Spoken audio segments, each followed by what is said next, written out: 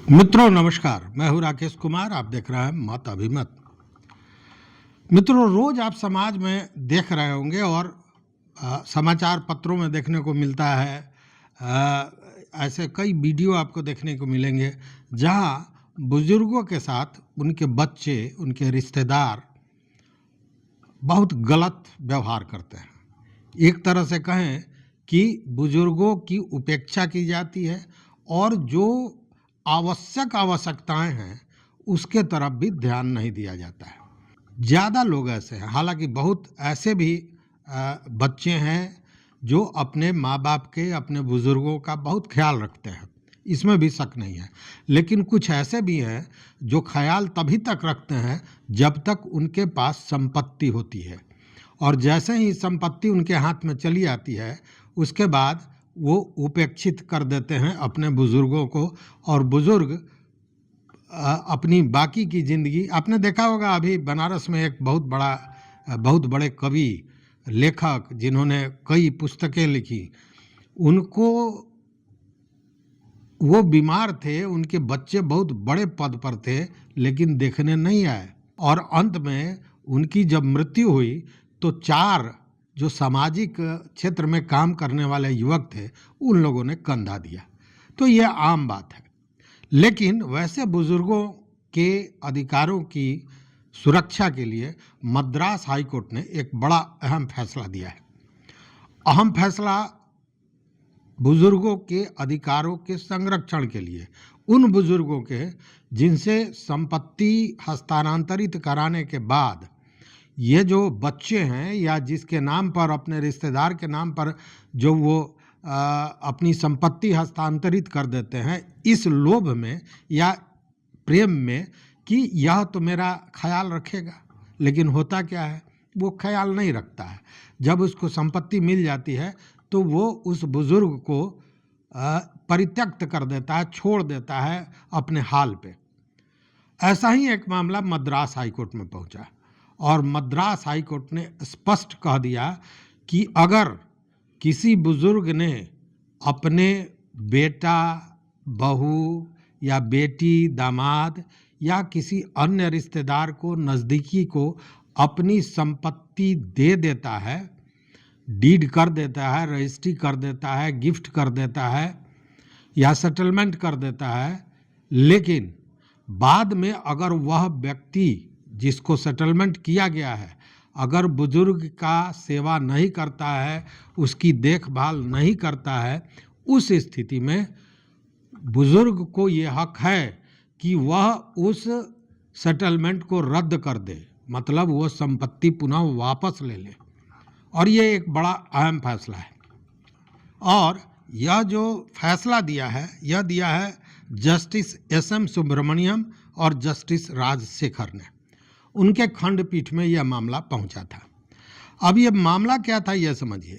इसमें एक मृतक एस. नागलक्ष्मी की बहू ने एक वाद दायर किया था मद्रास हाई कोर्ट में, और ये कहा था कि उन्होंने, मतलब उसके ससुर ने अपनी संपत्ति उनको सेटलमेंट कर दिया है, दे दिया है, उस स्थिति में अब रद्द नहीं होना चाहिए। अब ये क्यों आया सो मैं बताऊं। नागलक्ष्मी ने अपने बेटा और बहू को, जो बेटा का नाम केशवन था और अपनी बहू के नाम पर अपनी पूरी संपत्ति कर दिया। बेटा और बहू उनकी देखभाल भी करने लगे, लेकिन इसी दौरान बेटे की मौत हो गई। और जब बेटे की मौत हो गई तो जो बहू थी माला ने देखभाल करना बंद कर दिया, यहाँ तक कि आवश्यक जो ज़रूरतें थी वह भी पूरा करने को वो तैयार नहीं थी, और ये बुजुर्ग की स्थिति खराब हो गई। इस स्थिति में नागलक्ष्मी इस मामले को लेकर पहुंची नागपट्टिनम के रेवेन्यू डेवलपमेंट ऑफिसर आरडीओ के पास, और आरडीओ को उन्होंने अपनी सारी व्यथा बताई। इस मामले पर आरडीओ ने जांच की और जांच के बाद आरडीओ ने उस सेटलमेंट को रद्द कर दिया। मतलब जो नागलक्ष्मी द्वारा जो सेटलमेंट करके अपनी सारी संपत्ति अपने बेटे के नाम कर दिया था, उसको उन्होंने रद्द कर दिया। बेटा तो था नहीं, अब बहू थी, तो उसे रद्द कर दिया। जब रद्द कर दिया तो इस मामले को लेकर ये जो माला थी बहू, यह पहुंच जाती है हाई कोर्ट मद्रास, और मद्रास हाई कोर्ट के सिंगल बेंच में जाती है और वहां अपनी बात रखना चाहती है, याचिका दायर करती है, लेकिन सिंगल बेंच उसके याचिका को रद्द कर देता है। उसके बाद भी यह मानने को तैयार नहीं होती है, क्योंकि मुफ्त का माल था, मानने को तैयार नहीं होती है, और ये डबल बेंच में पहुंच जाती है फिर याचिका दायर करने। और उसके वकील का ये कहना है कि जो सेटलमेंट हुआ था उसमें कहीं भी यह शर्त नहीं था कि उनका भरण पोषण इनको करना है, कोई शर्त नहीं था। इस आधार पर यह सेटलमेंट रद्द नहीं होना चाहिए, यही वकील का तर्क था। लेकिन मामला पहुंचा खंडपीठ के पास, और जैसा मैंने बताया जस्टिस एस.एम. सुब्रमण्यम और जस्टिस राजशेखर इसकी सुनवाई कर रहे थे। इन लोगों ने सुनवाई की, और सुनवाई के बाद पीठ ने कहा कि माता पिता और वरिष्ठ नागरिकों के भरण पोषण और कल्याण अधिनियम 2007 की धारा 23(1) के तहत वरिष्ठ नागरिकों को ऐसी स्थिति में उनकी सुरक्षा और उनकी सुविधा के लिए ही यह एक्ट बनाई गई है। उस स्थिति में ये उम्मीद किया जाता है कि अगर कोई वरिष्ठ नागरिक किसी को अपना संपत्ति हस्तांतरित कर देता है तो वह इसी लोभ में कहें या इसी आशा में कहें, इसी आकांक्षा में कहें कि वह व्यक्ति बुढ़ापे में उसकी देखभाल करेगा। पीठ ने कहा कि इस मामले में दायित्व को पूरा नहीं किया गया है, और अगर दायित्व में वो विफल रहता है तो वरिष्ठ नागरिक के पास हस्तांतरण रद्द करने के लिए न्यायाधिकरण से घोषणा प्राप्त करने का अधिकार होगा, विकल्प होगा। हस्तांतरण अमूमन क्या होता है, करीबी लोगों को होता है, बच्चों को होता है, रिश्तेदारों को होता है, और यह जो हस्तांतरण होता है उसके पीछे प्रेम और स्नेह भी होता है।